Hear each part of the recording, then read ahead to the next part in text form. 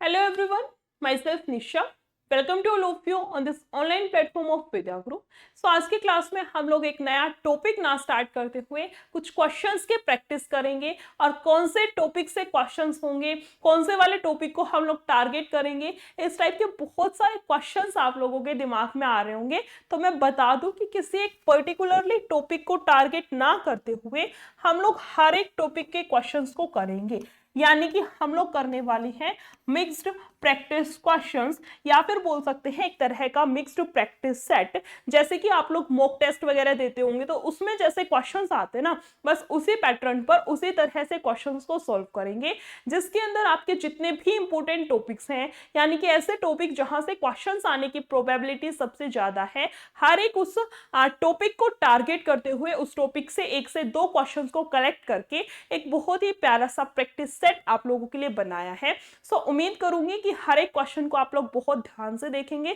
ठीक है, अगर आंसर आता है तो बहुत अच्छी बात है, मुझे साथ साथ कमेंट सेक्शन में आप लोग आंसर भी करेंगे. और अगर आंसर नहीं आया इनकेस तो कोई दिक्कत वाली बात नहीं है, डिमोटिवेट नहीं होना है. आप लोग मेरा जो सॉल्यूशन है जब मैं कराऊंगी उसको आप लोग देख करके चीजों को सीख सकते हैं. ठीक है, सो चलिए स्टार्ट करते हैं आज की हमारी क्लास को, यानी कि मिक्स क्वेश्चंस के इस बेहतरीन से प्रैक्टिस सेट को. ठीक है, सो फटाफट से क्लास को शेयर कर दो अपने सभी दोस्तों में, अपने सारे भाई बहनों में जो कि कॉम्पिटिटिव एग्जाम्स की तैयारी कर रहे हैं, ताकि उनको भी थोड़ी सी हेल्प मिल सके.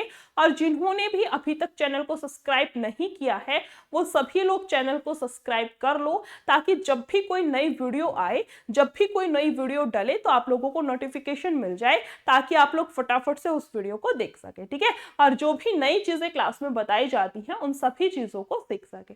सो स्टार्ट करते हैं क्वेश्चंस को. अगर मैं बात करूं सबसे पहले क्वेश्चन की, इसमें देखो पहला क्वेश्चन दिया है किससे रिलेटेड है, आयु से, यानी कि रेशियो एंड प्रोपोर्शन की ही एक टाइप का क्वेश्चन देखने को मिला है.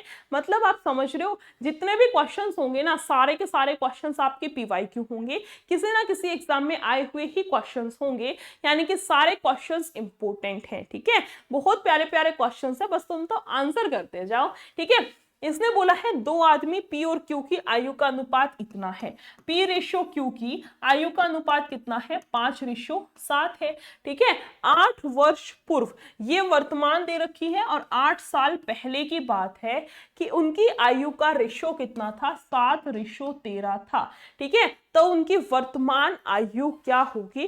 क्वेश्चन है तो बड़ा ही इजी सा, बस चीजों को थोड़ा सा ध्यान से सुनना. ठीक है, सबसे पहले अगर मैं बात करूं तो यहाँ रेशियो को चेक करो, क्या रेशियो बराबर है या फिर नहीं. यहाँ कितने का गैप है, 5 और 7 में 2 का. और यहाँ कितने का गैप है मैम, यहाँ तो हमारे पास में 6 का गैप है. मतलब वैल्यू सही नहीं है, रेशियो सही नहीं है, रेशियो में कोई ना कोई गड़बड़ी दे रखी है, उसको हमें ठीक करना पड़ेगा. सबसे पहला और सबसे इंपॉर्टेंट स्टेप है रेशियो को बैलेंस करेंगे. बैलेंस कैसे करना है, इन दोनों में जितने का अंतर है उसकी गुना करा दो आप यहाँ पर, और इन दोनों में जितने का अंतर है उसकी गुना करा दो आप यहाँ पर. ये जाएगा 1 पे, ये जाएगा 3 पे, तो 2 और 6 से ही कराना जरूरी नहीं है. चीजों को क्यों इतना कैलकुलेटिव बनाना फालतू में, आप धीरे धीरे उनको आराम से भी कर सकते हैं. ठीक है, अब देखो यहां से रेशियो कितना बनेगा, 3 की 5 से कराऊंगे 15 और 7 दिया 21, यहां से जाएगा 7 और 13. अब चेक करो कितने का गैप है, अब चेक करो 7 दूनी 14 एक 15, 8 का गैप है. यहां कितने का गैप है, हमारे पास में 8 का गैप है. मतलब दोनों साइड का गैप बराबर है. इसका मतलब जो रेशियो को हमने बैलेंस किया है वो बहुत सही किया है, रेशियो हमारा बिल्कुल सही है.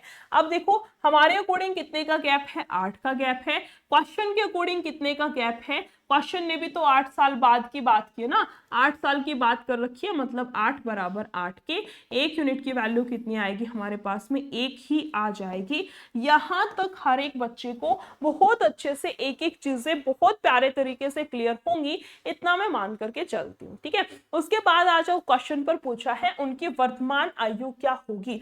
अब ना ये गलती मत कर देना कि ये वाली चीजों को लेकर के चल रहे हो, जब रेशियो को हमने दोबारा बना ही दिया तो इस रेशियो का कोई मतलब बनता नहीं है, ठीक है। इस वाले रेशियो का कोई खास मतलब नहीं है। अब बस नीचे वाला रेशियो ही हमारे काम की चीज है, ऊपर वाला रेशियो तो गलत था एक तरह से, ये मान लो, ठीक है। 1 यूनिट की वैल्यू 1 है, यही तो थी ना, ये ऊपर वाली चीजें थी प्रेजेंट वाली, ये थी 8 साल पहले की, तो यहां से कितना आएगा हमारे पास में, 1 यूनिट की वैल्यू 1 है, यानी कि 15:21 है ना। यहां से सही आंसर क्या बनेगा हमारे पास में, 15:21, या फिर बोल सकते हैं ऑप्शन नंबर ए। जिस किसी का भी आंसर आया है सभी का आंसर बिल्कुल सही है ना। पहला ही इतना बढ़िया सा शानदार सा क्वेश्चन, मतलब क्वेश्चंस का खाता खुल गया, और इतने प्यारे से क्वेश्चन से खाता खुला है, मजा आ गया, है ना।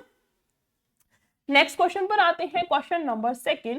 नंबर सिस्टम से रिलेटेड एक बहुत ही प्यारा सा क्वेश्चन है।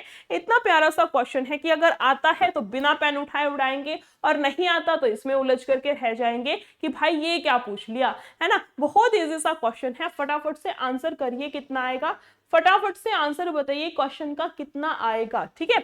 इसने बोला था निम्नलिखित संख्याओं में से कौन सी संख्या पूर्ण वर्ग नहीं है, नहीं है, ध्यान रखना। इंग्लिश में देखो, which of the following given below is not a perfect square, ऐसी कौन सी डिजिट है जो कि परफेक्ट स्क्वायर नहीं है ना, ध्यान रखना। अब एक बात मेरी याद रखो, क्या अगर हमें परफेक्ट स्क्वायर चेक करना है, परफेक्ट स्क्वायर चेक करना है, तो लास्ट में क्या नहीं होना चाहिए, 2 3 7 8, है ना। ये नहीं होगा, ये नहीं होगा परफेक्ट स्क्वायर के लिए। मैम ये क्या है, 2 3 7 8 लास्ट में नहीं होगा, मतलब मैंने मान लो आपको कोई डिजिट दे दी, 2 3 4 1 2 1 9 2 9 2 4 8 1 2, ठीक है। अब बताइए परफेक्ट स्क्वायर है या फिर नहीं। तो सबसे पहले पहचान यही है कि अगर लास्ट में 2 3 7 8 है, 2 3 7 8 में से कुछ भी है तो ये परफेक्ट स्क्वायर नहीं है, तो ये परफेक्ट स्क्वायर नहीं है। कहने का मतलब बस यही है, ठीक है। तो क्या मैम बस यही एक पहचान है परफेक्ट स्क्वायर निकालने की? ऐसा भी तो कई बार हमने देखा है, ऐसा भी तो हमने कई बार देखा है कि परफेक्ट स्क्वायर होता है, परफेक्ट स्क्वायर होता है, या फिर ना मतलब लास्ट में इनके अलावा कोई डिजिट होगी बट वो परफेक्ट स्क्वायर नहीं बनता कई बार। तो इस टाइप की दिक्कतें आ रही हैं, तो मैं एक और ऑप्शन आप लोगों को बता देती हूँ। आपको दूसरा वाला मेथड यूज करना है, और दूसरा वाला मेथड क्या है हमारा, डिजिटल सम का। दूसरे वाला आपका मेथड क्या है, डिजिटल सम आपको चेक करना है। क्या चेक करना है कि उनका जो डिजिटल सम है वो 1 4 7 या फिर 9 ही आना चाहिए, 9 ही आएगा। अगर ये डिजिटल सम आ रहा है तो इसका मतलब परफेक्ट स्क्वायर है। क्लियर हुए दोनों के दोनों पॉइंट? बहुत इंपॉर्टेंट चीजें हैं दोनों की दोनों, अपना नोट कर लेना, अपना दोनों के दोनों पॉइंट्स को नोट कर लेना, बहुत इंपॉर्टेंट है। नोट तो क्या, इनको दिमाग में ही छाप लो ना, सीधा याद ही कर लो चीजों को, ठीक है। अब आ जाओ क्वेश्चन पर, परफेक्ट स्क्वायर नहीं है मैम, लास्ट में 2 3 7 8 होगा तो परफेक्ट स्क्वायर नहीं है ना। लास्ट में कितना है, 3 है, मतलब ये भी हमारे पास में 2 3 7 8 क्या पूछ रखा था, कौन सी पूर्ण वर्ग संख्या नहीं है।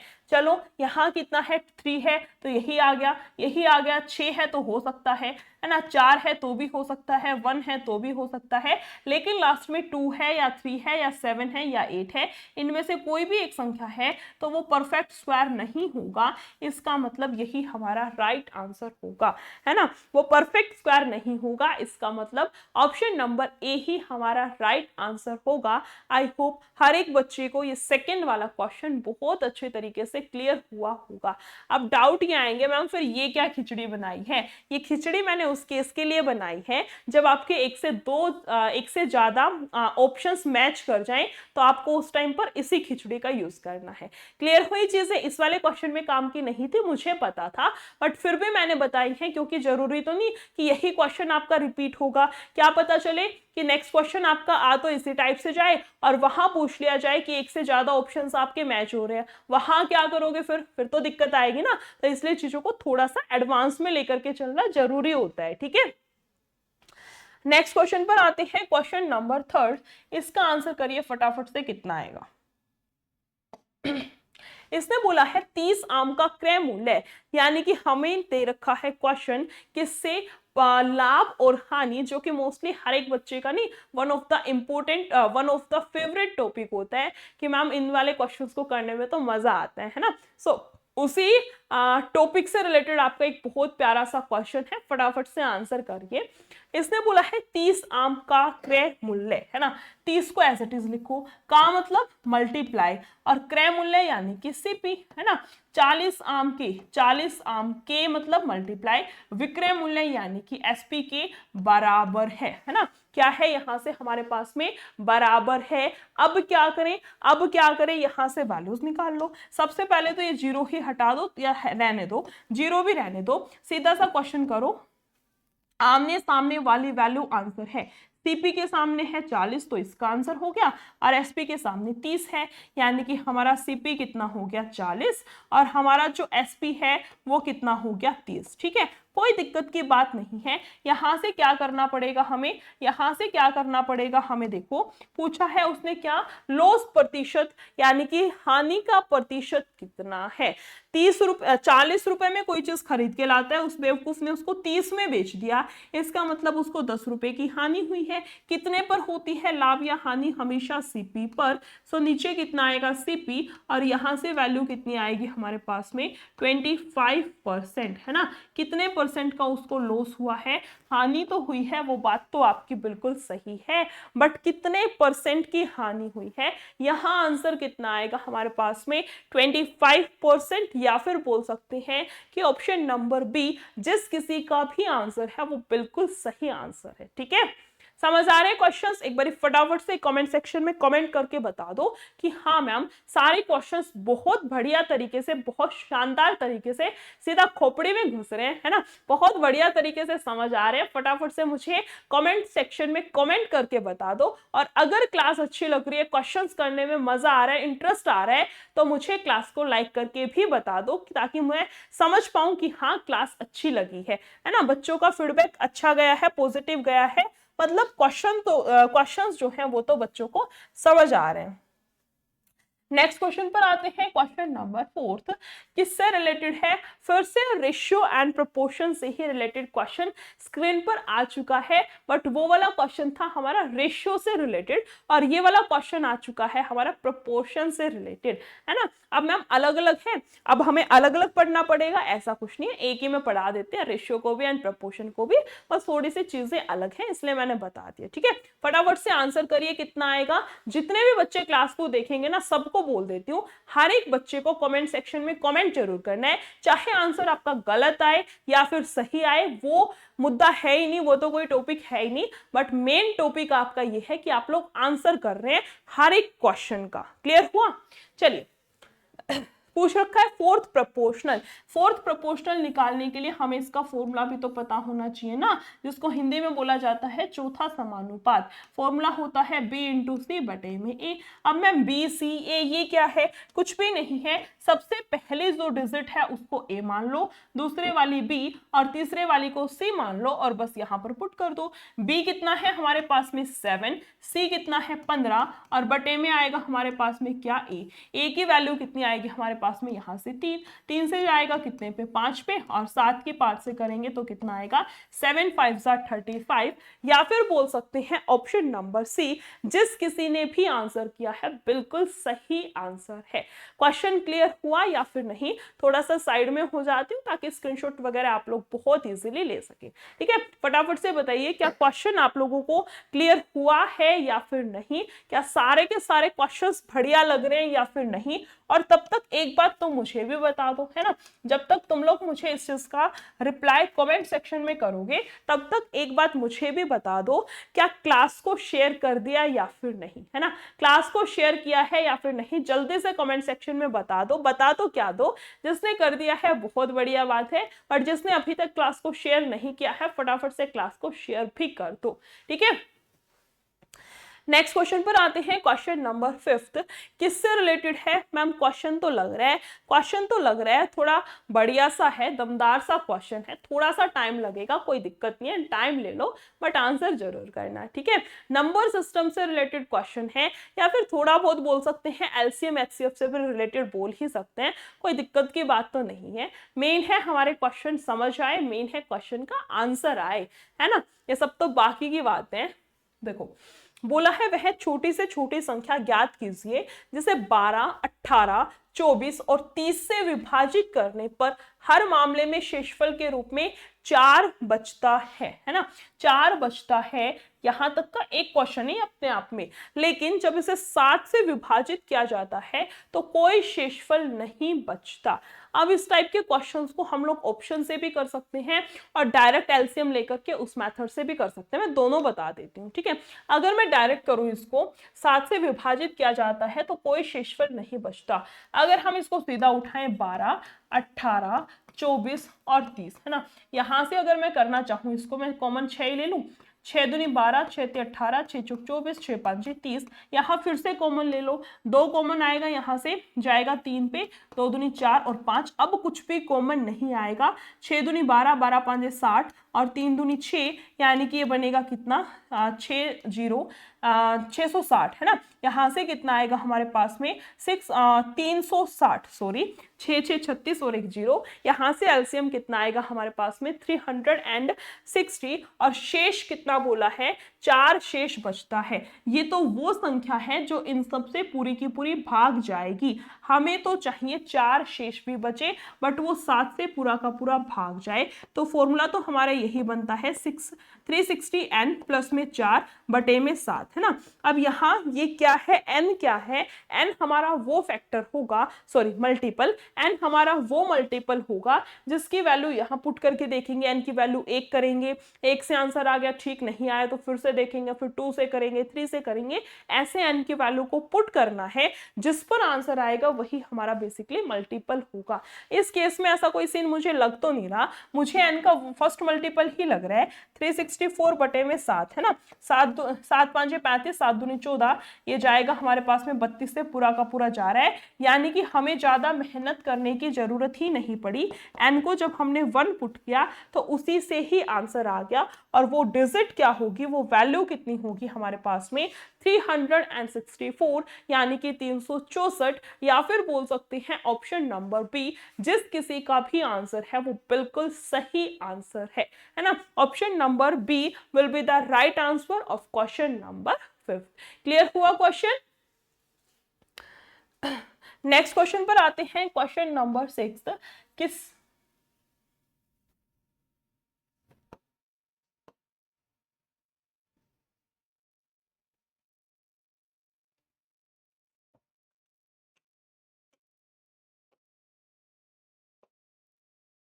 एक सेकेंड रुकना, एक सेकेंड।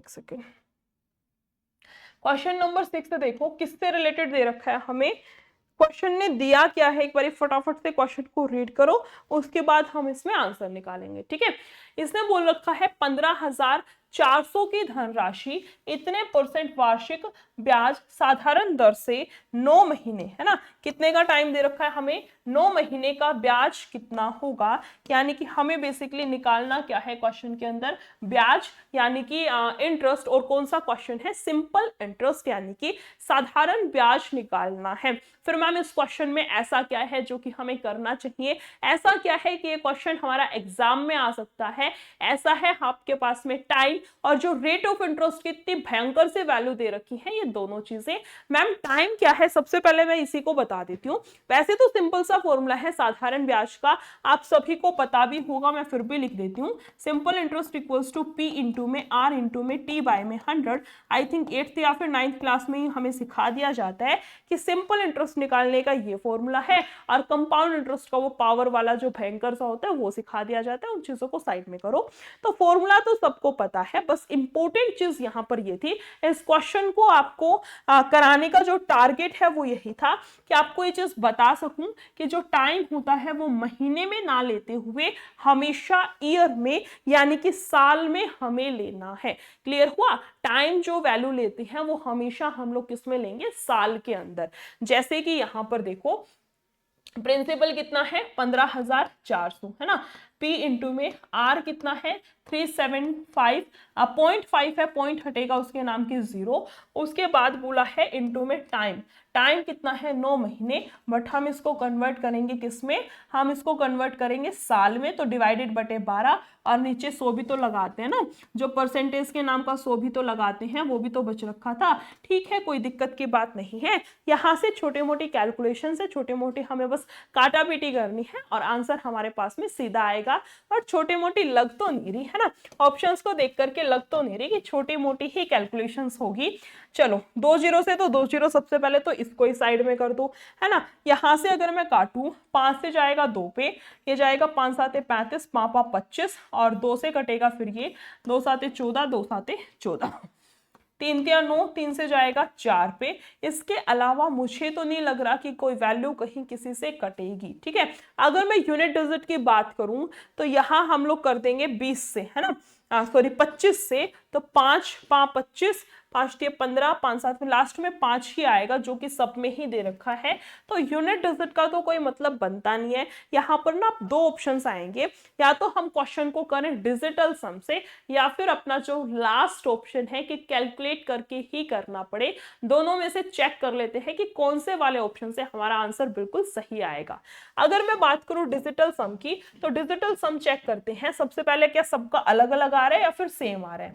हमारी बात करें तो हमारे अकॉर्डिंग कितना आना चाहिए, अगर मैं बात करूं तो आप इसको 7 से ही गुना करा दो, 7 से ही भाग करा दो, है ना। 7 चौक 28 नीचे बनेगा 28, यानी कि 8 और 2 10, 10 यानी कि 1 और 0 यानी कि 1। नीचे तो भैया 1 हमने बना दिया, कोई दिक्कत की बात नहीं हुई। ऊपर आ जाओ, अब 7 और 7 14, यानी कि 4 और 1 5। ठीक है, यहाँ से 7 और 5 12, 12 यानी कि 2 और 1 3, यहाँ से कितना आएगा 3, और ये कितना है 7। ठीक है, इसको करेंगे तो 7 दिया 21, ठीक है, और 5 दिया 15, यहाँ से जाएगा 2 और 1 3, 5 और 1 6 दिया 18, यानी कि 9। एट द एंड हमारा कितना बनेगा 9। अगर हम डिजिटल सम लगाते हैं तो हमारा आंसर कितना आना चाहिए 9। मैं यहाँ लिख देती हूँ साइड में। अब चेक करेंगे ऑप्शंस की हेल्प से। देखो 5 5 10, 5 दिए 15, 17 और 1 18, यहाँ से कितना बचेगा 4, है ना। यहाँ से देखो कितना आएगा 4 3 7 और 9, है ना। 5 3 8 और 1 9, यहाँ से आएगा 9, ये हो सकता है। बाकी चेक कर लो, 5 और 4 9, 7 और 2 9, 5 और 2 कितना बनेगा 7। यहाँ से देखो 7 और 2 9, है ना, 5 3 8 और 10 और 5 15, 5 और 1 6। हमें कितना चाहिए था मैम, हमें तो चाहिए था 9। ऐसा ऑप्शन जिसका डिजिटल सम कितना हो 9 हो, ऐसा केवल एक ही ऑप्शन है। ऐसा तो हमारे पास में सिर्फ और सिर्फ एक ही ऑप्शन है जिसका कि डिजिटल सम कितना है 9 है। इसका मतलब हमारा जो राइट आंसर होगा वो कितना होगा, option number B 4331.25। Option number B जिस किसी का भी आंसर है वो बिल्कुल सही है। क्लियर हुआ क्वेश्चन? बहुत प्यारा सा क्वेश्चन था। इस वाले क्वेश्चन का टारगेट यही था बस कि आपको 2 से 3 चीजें मैं बहुत अच्छे से सिखा सकूं। इस क्वेश्चन के थ्रू मैंने आपको 2 चीजें सिखानी चाहिए और मुझे लगता है आप लोगों को समझ भी आ गई होंगी। सबसे पहली बात तो टाइम को हमेशा किस में लेना है, ईयर में। और दूसरी चीज, जब ऐसे कैलकुलेशंस में फंस जाएं, जब ऐसे कैलकुलेशंस में अटक जाएं, तो हमें कैसे डिजिटल सम का यूज करना है। एक बारी मैं फिर से बता देती हूँ यहाँ पर क्या कुछ किया था। ठीक है, नीचे 4 था, अब मुझे ना इसको 1 बनाना है, तो अब मैं 4 की किससे गुणा करूं कि मेरे पास में 1 बन जाए। मैम आप 7 से करा दो, है ना। 7 चौक 28, 28 को करेंगे 8 और 2 10, 1 और 0 करेंगे 1, नीचे तो 1 आ गया, मतलब हमने जो ये पुट किया है ना, ये वैल्यू बिल्कुल सही है। अब मैं अगर बात करूं थोड़ी सी ऊपर की, अगर मैं थोड़ी सी ऊपर वाले डिजिट्स की बात करूं तो यहाँ पर देखो, यहाँ कटपिटा करके कितना 77 बच रखा है। 7 और 7 को जोड़ेंगे 14, 14 में भी 4 और 1 को जोड़ेंगे 5 बचेगा एट द एंड। 7 और 5 12, 12 में भी 2 और 1 को जोड़ूंगी 3, यहाँ से कितना है 3 और यहाँ से कितना है 7। ठीक है, 5 दिया 15 और 7 दिया 21, यहाँ फिर से कर दो 5 और 1 6, 2 और 1 3, है ना, और यहाँ से कितना आएगा 6 दिया 18, 18 में भी 8 और 1 को जोड़ेंगे, लास्ट में कितना बनेगा 9। तो ये इतनी सब चीजें रब करके मैंने डायरेक्टली इसको 9 ही लिख दिया था ताकि बाद में कोई कंफ्यूजन ना हो। ठीक है, आई होप अब आप लोगों को बहुत ज्यादा अच्छे से क्लियर हो गया होगा कि ये 9 कहाँ से आया है। वरना तो बहुत सारे बच्चों के दिमाग में अगले 2 क्वेश्चंस तक यही चलता रहता कि वो 9 कहां से आया था, है ना। अगले 2 क्वेश्चंस और खराब हो जाते हैं उनके, तो इसलिए मैंने चीजों को फिर से रिपीट कर दिया ताकि एटलीस्ट आप लोगों को बेशक से नहीं एक क्वेश्चन कम कर लो बट क्वेश्चन ऐसा कर लो कि पेपर में अगर आ गया ना तो उड़ाएंगे बहुत बढ़िया सा, है ना। क्वेश्चन उसको ऐसा कर लो कि अगर हमसे टकरा गया ना एग्जाम में और अगर करा हुआ क्वेश्चन होगा तो उसको उड़ा करके तो जरूर आना है, इतना कॉन्फिडेंस मुझे चाहिए, ठीक है। चलिए नेक्स्ट क्वेश्चन पर आते हैं, क्वेश्चन नंबर 7। इसने बोला है यदि संक्रिया को ए स्टार बी का मतलब है ये, है ना, ए स्टार बी का मतलब है ए, first 1/a plus 1/b minus का 1/ab से प्रभाषित किया जा सकता है, तो 5:7 किसके बराबर है। कुछ नहीं करना, थोड़ा सा ना रीजनिंग टाइप का क्वेश्चन है जो इसने ये एक तरह से बोल सकते हैं जो लॉजिक दे रखा है इसके अंदर बस हमें दूसरे वाले डिजिट को लगाना है। 5*7 का मतलब मैं यहां लिख देती हूँ 5*7 है ना, 5*7 है। करना क्या है, 1 बाय फर्स्ट डिजिट, 1 के बाय में 5, ठीक है। फिर बोला है प्लस 1 के बाय में सेकेंड डिजिट कितनी है 7, माइनस का 1 बाय में दोनों की मल्टीप्लाई a इंटू बी यानी कि 7×5 = 35। एलसीएम कितना बनेगा यहाँ से हमारे पास में 35, 5 से जाएगा 7 पे, 7 से जाएगा 5 पे और माइनस का कितना आएगा 1, ठीक है। यहाँ देखो 5 में से 1 जाएगा 4, 7 और 4 11 और नीचे कितना है 35 यानी कि 11/35, 11/35। जिस किसी का भी आंसर है वो बिल्कुल सही है, ठीक है। ऐसा कुछ नहीं था क्वेश्चन में कोई फॉर्मूला यूज हो रहा है, कोई अलग से ही तीर मारने हैं, ऐसा कुछ नहीं था। मैंने बोला ना रीजनिंग टाइप से क्वेश्चन था, जो चीज दे रखी है उसके अंदर हमें बस वैल्यूज को पुट करके आंसर निकालना था। क्लियर हुआ क्वेश्चन। चलिए नेक्स्ट क्वेश्चन की तरफ बढ़ते हैं, क्वेश्चन नंबर 8। इसमें देखो क्या दे रखा है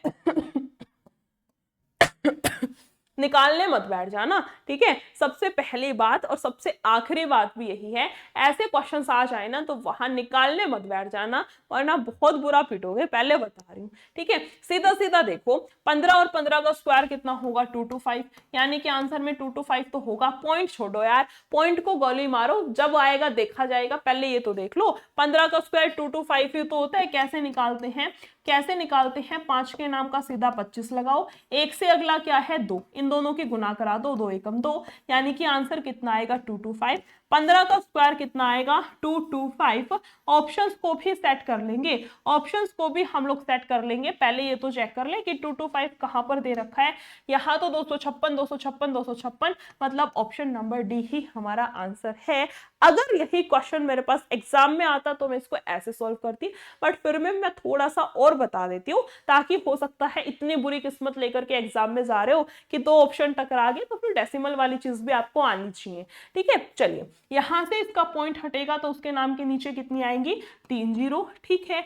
और यहां से इसका पॉइंट हटेगा तो उसके नाम के भी नीचे कितनी आएंगी 3 0, मतलब टोटल 3 और 3 6 जीरो के बाद में मुझे पॉइंट चिपकाना है, समझ आया। 6 जीरो के बाद में 6 डिजिट के बाद में मुझे पॉइंट चिपकाना है, यानी कि हमारे पास में लास्ट में तो आएगा 256, 3 हो गई 1 2 3 4 5 6, 6 जीरो के बाद में 6 डिजिट के बाद में मुझे पॉइंट लगाना है। और स्टार्टिंग में हम लोग जीरो तो लगाते हैं, है ना, स्टार्टिंग में 1 जीरो तो लगाते हैं। ये वैसे इसका सही आंसर होगा 225 आएगा ना, मैंने 56 क्यों लिख दिया, यहाँ कितना आएगा हमारे पास में 225, 225, ठीक है। ये हमारे पास में क्या है इसका एग्जैक्ट आंसर है। वैसे तो नन ऑफ द अबव हो ही जाएगा, इनमें से कोई नहीं, बट एग्जैक्ट अगर करना है तो उसके इसमें आएगा 0.000225, ये वाला जो है ये हमारा बिल्कुल सही आंसर होगा, ठीक है। नेक्स्ट क्वेश्चन पर आते हैं, क्वेश्चन नंबर 9। इसमें देखो क्या दिया है, किससे रिलेटेड है क्वेश्चन, ब्याज व्याज का कुछ सिस्टम दिख रहा है ना, ब्याज व्याज का कोई क्वेश्चन है और उसमें भी किसका दे रखा है साधारण ब्याज का क्वेश्चन है, यानी कि सिंपल इंटरेस्ट का क्वेश्चन है। बट मैम क्वेश्चन सिंपल नहीं है, थोड़ी सी चीजें घुमा घुमा करके दे रखी है, कोई दिक्कत नहीं है, सारी चीजों को बहुत स्मूथली बहुत प्यार से लेकर के चलेंगे और बहुत इजीली हम लोग आंसर भी निकालेंगे, ठीक है। देखिए इसने बोला है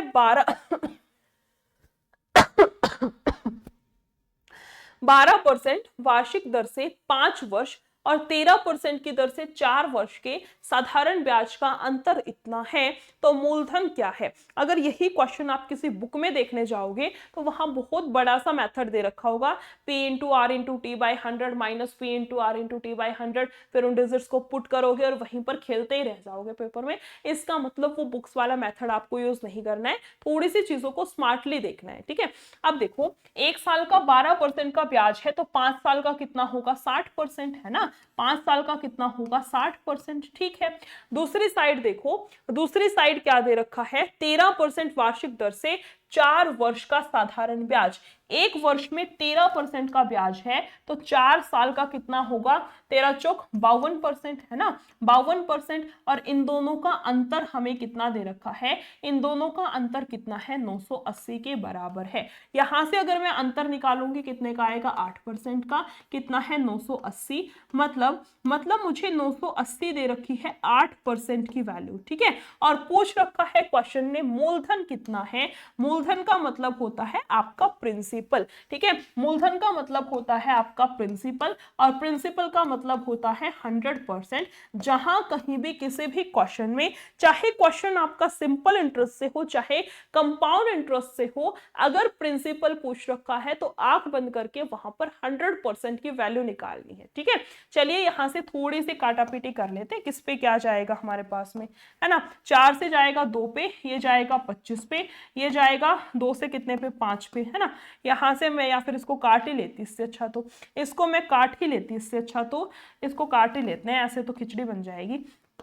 2 चौके 8 और फिर 2 निम 18 और 0, लास्ट में एक तो आएगी 0, है ना। 25 ने में 2 to 5, तो यहां से बचेगा हमारे पास में 22, 25 चौके 100 और ये बनेगा 122, यानी कि 12250, 12250, या फिर बोल सकते हैं 12,250। ऑप्शन नंबर डी जिस किसी का भी आंसर है बिल्कुल सही आंसर है।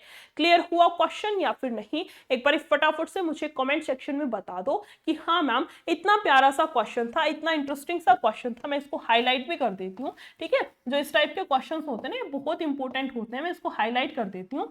अब एक बात बताओ, सिंपल थोड़ी ना पूछेगा क्वेश्चन में कि 5 साल का 10% की दर से 10,000 पर ब्याज बता दो कितना होगा, ऐसे थोड़ी ना, इतना बेवकूफ तो एग्जामिनर भी नहीं है ना। तो जो इस टाइप के क्वेश्चन होते हैं ना, जिसमें कि चीजों को लिंक कर रखा हो, चीजों को घुमा करके दे रखा हो, इस टाइप के क्वेश्चन अपने आप में बहुत इंपॉर्टेंट क्वेश्चन होते हैं। ऐसे क्वेश्चन को तो 2 बार ही देख करके जाना है, ठीक है।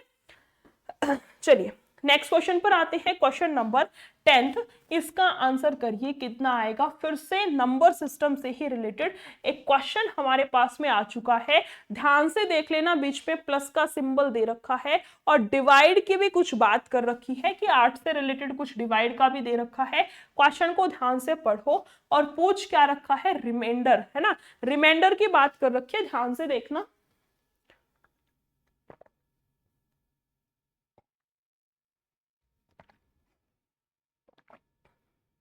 थर्ड वाला ऑप्शन इसका मिसिंग है ना, कोई दिक्कत नहीं है, हम लोग तो मतलब आंसर आने से मतलब है। वैसे भी इस वाले क्वेश्चन में ऐसा तो कुछ है नहीं कि ऑप्शंस की हेल्प से क्वेश्चन करना था, तो कोई दिक्कत की बात नहीं है। इसने बोला है इन सबको अगर मैं 100 तक का जोड़ दूं, सबसे पहली बात तो यहीं तक का क्वेश्चन मान करके चलो, यानी कि सम ऑफ एन नेचुरल नंबर्स, है ना। मैं फॉर्मूला लिख देती हूँ पूरा बढ़िया से, क्या, सम ऑफ ऑल नेचुरल नंबर्स, ठीक है, नेचुरल नंबर्स। इसका फॉर्मूला क्या होता है हमारे पास में, n इंटू n+1 बटे में 2, ठीक है। n क्या है, नंबर ऑफ टर्म्स कितनी है, आपके पास में संख्याएं कितनी है, 100 है, यानी कि इस वाले क्वेश्चन में n की वैल्यू कितनी हो गई, 100। n की वैल्यू कितनी है, 100 इंटू n+1 101 बटे में कितना आएगा, 2।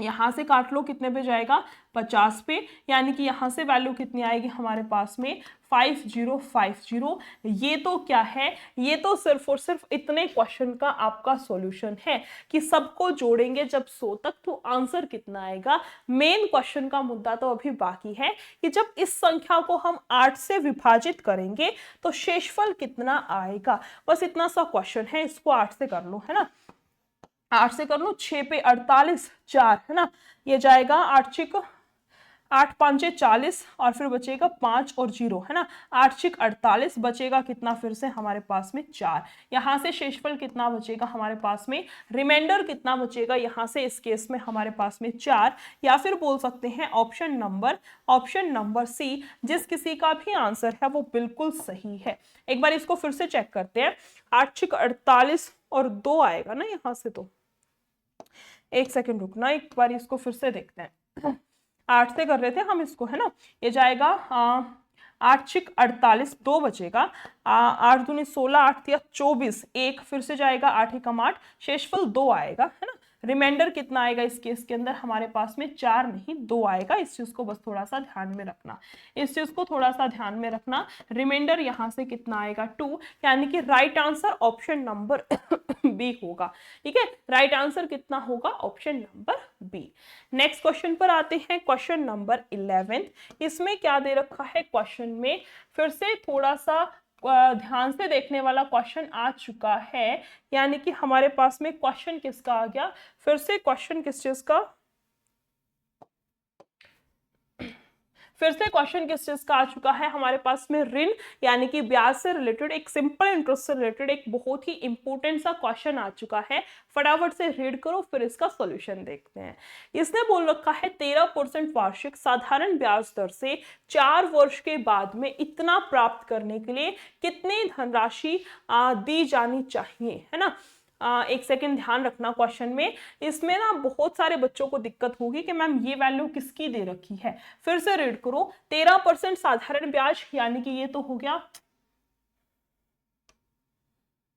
यानी कि ये तो हो गया हमारे पास में रेट ऑफ इंटरेस्ट। ठीक है, ये हो गया टाइम। ठीक है, ये क्या हो गया, टाइम। दर से 4 वर्ष के बाद में इतना प्राप्त किया है, यानी कि ये क्या हो गया, अमाउंट। ये क्या हो गया हमारे पास में, मिश्र धन। ध्यान रखना, बस यही चीज इंपॉर्टेंट थी।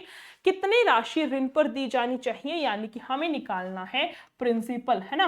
क्या निकालना है इस क्वेश्चन के अंदर, हमें प्रिंसिपल निकालना है। और अभी अभी बताया था प्रिंसिपल का मतलब होता है 100% हमें निकालना है, 100% की वैल्यू हमें निकालनी है। वापस से क्वेश्चन पर आओ, 13% है, 1 साल का ब्याज बोल रखा है ना, वार्षिक साधारण ब्याज। वार्षिक का मतलब पूरे वर्ष का, तो 1 साल का 13% है, तो 4 साल का कितना रहा होगा, 52%, है ना। 4 साल का कितना रहा होगा, 52%। ये 52% क्या रहा है, ब्याज है। बट ब्याज की ना तो कोई बात क्वेश्चन ने कर रखी, तो हम क्यों करें, जब क्वेश्चन ने ब्याज का कोई जिक्र ही नहीं कर रखा, तो हम कौन होते हैं, हमें हमें तो दे रखा है अमाउंट कितना है। और हर एक बच्चे को पता है क्या कि अमाउंट क्या होता है हमारे पास में, अमाउंट यानी कि मिश्रधन क्या होता है, प्रिंसिपल प्लस में ब्याज, प्रिंसिपल प्लस में इंटरेस्ट, या फिर हिंदी में बोल सकते हैं मूलधन प्लस में ब्याज, किसके बराबर होगा, मिश्रधन के। और प्रिंसिपल 100% है, ब्याज 52% है, मतलब मूलधन कितना होगा, मिश्रधन कितना होगा, 152%। बट उसने तो बोल रखा है 1520 है ना, उसके अकॉर्डिंग इतना है। इसका मतलब मेरे पास में 1520 रुपए 152% की वैल्यू है, और टोटल क्या निकालना है, 100% की वैल्यू निकालनी है। यही तो क्वेश्चन का मतलब हुआ। 1520 रुपए 152% की वैल्यू है, तो 100% की वैल्यू कितनी होगी, बस यही हमारे पास में क्वेश्चन है। इसको काट लो, ये कट जाएगा, बचेगा कितना हमारे पास में, यहाँ से 1000, परसेंट से परसेंटेज हटा दो, सीधा सीधा आंसर कितना आएगा यहाँ से हमारे पास में 1000। या फिर बोल सकते हैं ऑप्शन नंबर बी, जिस किसी का भी आंसर आया है वो बिल्कुल सही आया है। क्लियर हुआ क्वेश्चन या फिर नहीं, फटाफट से मुझे कमेंट सेक्शन में कमेंट करके बता दो कि हाँ मैम क्वेश्चन हम सबको समझ आ चुका है। ठीक है, नेक्स्ट क्वेश्चन पर आते हैं।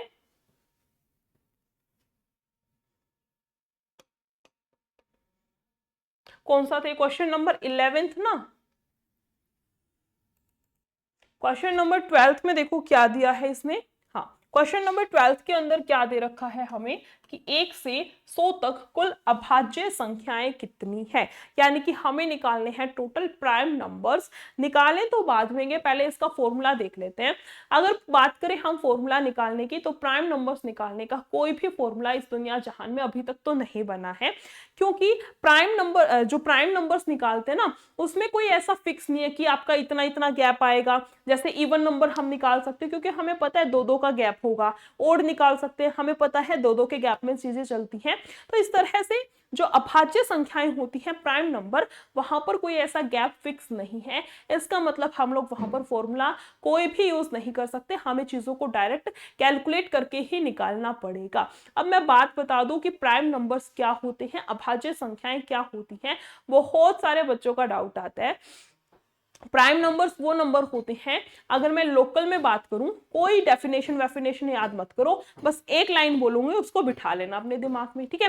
प्राइम नंबर वो नंबर होते हैं जो सिर्फ खुद की टेबल में आएंगे और 1 की टेबल में आएंगे, बस बात खत्म, ठीक है। जो सिर्फ खुद की टेबल में आएंगे और 1 की टेबल में आएंगे वो प्राइम नंबर होते हैं। जैसे 3 हो गया, 5 हो गया, 7 हो गया, 11 हो गया, 13 हो गया, 17 हो गया, 23 हो गया, 29 हो गया। इस टाइप के जो डिजिट हैं ये सारे किसमें आएंगे, प्राइम नंबर्स में। तो आप लोग काउंट कर लेना अपनी 1 से लेकर के 100 तक के बीच में टोटल ऐसी कितनी डिजिट हैं, आप लोग अपनी काउंट कर लेना। मैं वैसे बता देती हूँ, टोटल आएगा हमारे पास में कितना, 25, ठीक है। टोटल कितना आता है हमारे पास में 25। इस चीज को अभी के लिए तो वीडियो को पॉज करके काउंट करना है और ये चीजें देखनी है कि आप 25 सही में आती हैं या फिर नहीं आती हैं। इस चीज को अपना देखना। 100% ये 25 ही आएंगे, अगर नहीं आ रहा है तो आपने कोई ना कोई डिजिट वहां पर छोड़ दी होगी। अगर 25 से ज्यादा आया है तो किसी चीज को एक्स्ट्रा में काउंट कर लिया होगा, वो अपना देख लेना।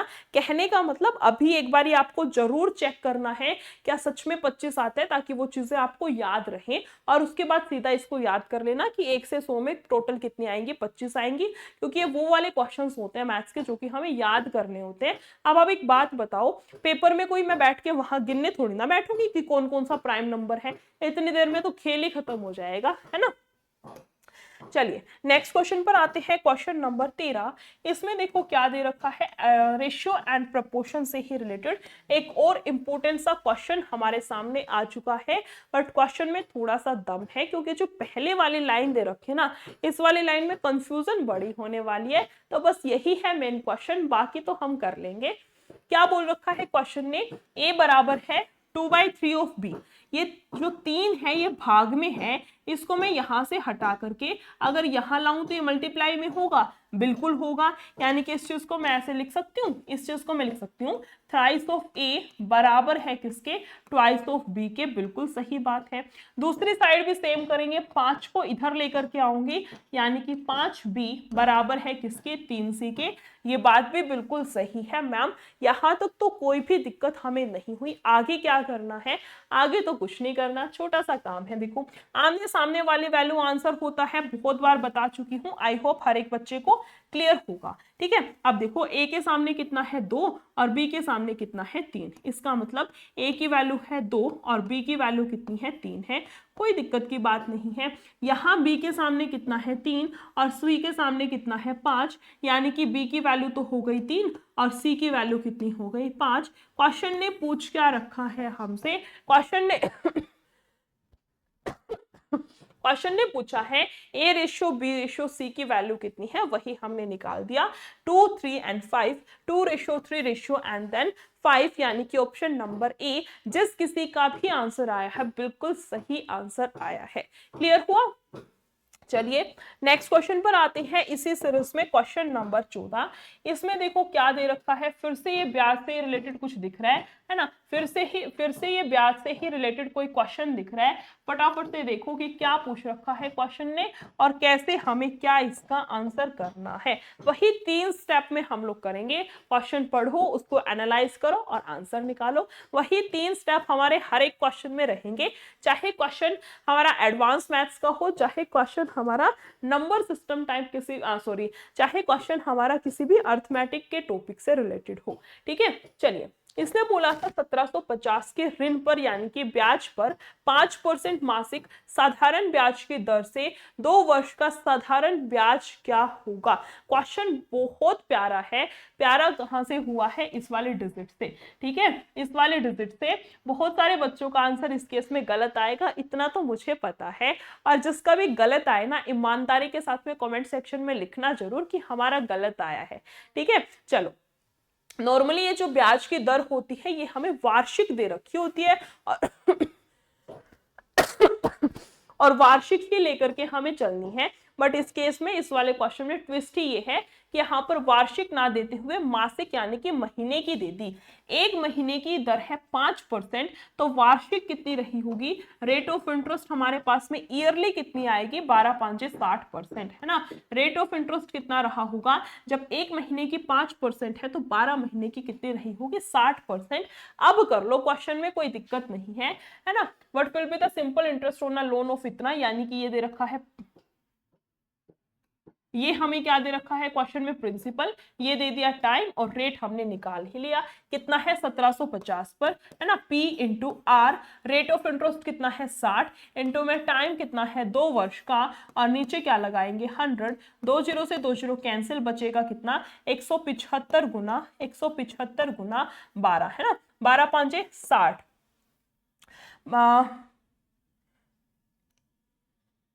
इसको वैसे भी तो कर सकते थे ना, 60 है तो एक तो जीरो आएगी ही आएगी, एक ही जीरो आएगी, है ना। 2 जीरो वाले तो वैसे भी हटा दो, सिंगल ही जीरो में हमारा काम बनने वाला है, सिंगल जीरो में ही आंसर आएगा। तो दूसरी जो 2 जीरो वाले ऑप्शन है ना, उनको तो वैसे ही साइड में कर दो, क्योंकि 12 5 60 के नाम की एक ही जीरो बनेगी। ठीक है, उसके बाद देखो 60 यहां से जाएगा 84, और यहां से कितना 90, है ना। 84 और 6 कितना 90, 12 एकम 12, और यहां से कितना बनेगा 21, मतलब डबल जीरो में ही आंसर आएगा वो चीज। चलो कोई नहीं, डबल जीरो में ही आंसर आएगा, सिंगल वाला नहीं बनेगा। बाद में भी तो डिजिट थी, वो भी तो चेक करनी पड़ेंगी, सही बात है। आंसर कितना बनेगा यहां से हमारे पास में 2100 2100, या फिर बोल सकते हैं ऑप्शन नंबर सी।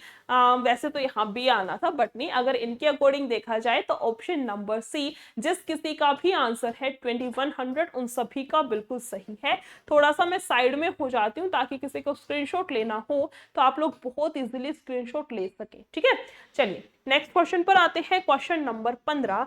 इसमें देखिए क्या दे रखा है, कैसे करना है, क्यों करना है, सारी चीजों को बहुत अच्छे से हम लोग देखने वाले हैं। ठीक है, सारी चीजों को बहुत अच्छे से इस वाले क्वेश्चन के अंदर हम लोग देखने वाले हैं। इसने बोल क्या रखा है, सबसे पहले तो यही देख लो। इसने बोला है दो संख्याओं का अनुपात इतना है, अगर उनके वर्गों का अंतर इतना है तो उनका जोड़ कितना होगा। रेशियो से ही रिलेटेड क्वेश्चन है, और यहाँ पर ना गलती होने के चांसेस बहुत ज्यादा हैं।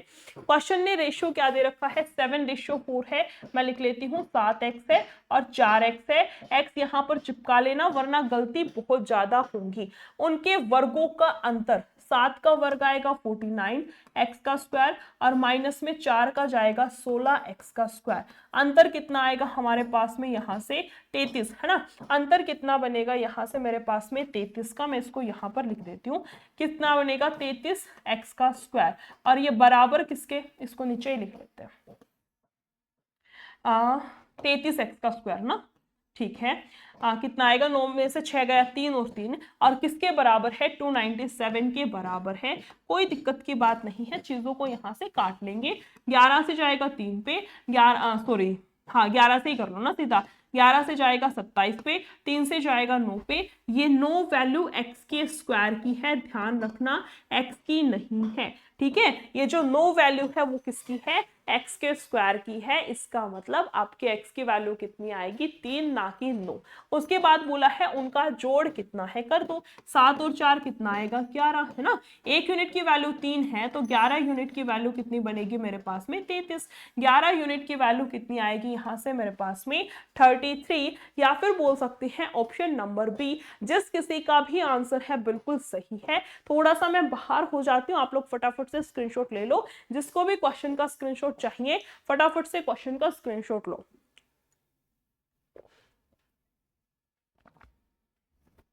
चलिए नेक्स्ट क्वेश्चन पर आए। 15 क्वेश्चंस हमारे कंप्लीट हो चुके हैं और इतने ही क्वेश्चंस हैं, है ना, इतने ही क्वेश्चंस हैं आज की हमारे क्लास में, इतने ही क्वेश्चंस हैं आज की हमारी क्लास में, यानी कि 15 क्वेश्चंस का एक बहुत ही बढ़िया सा, बहुत ही प्यारा सा प्रैक्टिस सेट आज की क्लास में हमने कंप्लीट किया है। आई होप जितने भी क्वेश्चंस कराए और खास करके जो इंटरेस्ट वाले क्वेश्चंस थे, इतने प्यारे प्यारे बहुत इंपॉर्टेंट क्वेश्चंस थे, नहीं समझ आए हो तो वीडियो को दोबारा से देख लेना, बट उन क्वेश्चंस को अपना कंप्लीट जरूर कर लेना, बहुत इंपॉर्टेंट क्वेश्चंस थे। आई होप जितनी भी चीजें बताई हैं बहुत अच्छे से आप लोगों को क्लियर हुई होंगी, ठीक है। अगर क्लास अच्छी लगी हो तो क्लास को लाइक जरूर कर देना, और अगर आप लोगों का कोई भी फीडबैक है, अगर आप लोगों को कुछ भी चेंजमेंट चाहिए क्लास में, तो आप लोग मुझे कमेंट सेक्शन में कमेंट करके बता सकते हैं। इतना ही रखते हैं आज के लिए।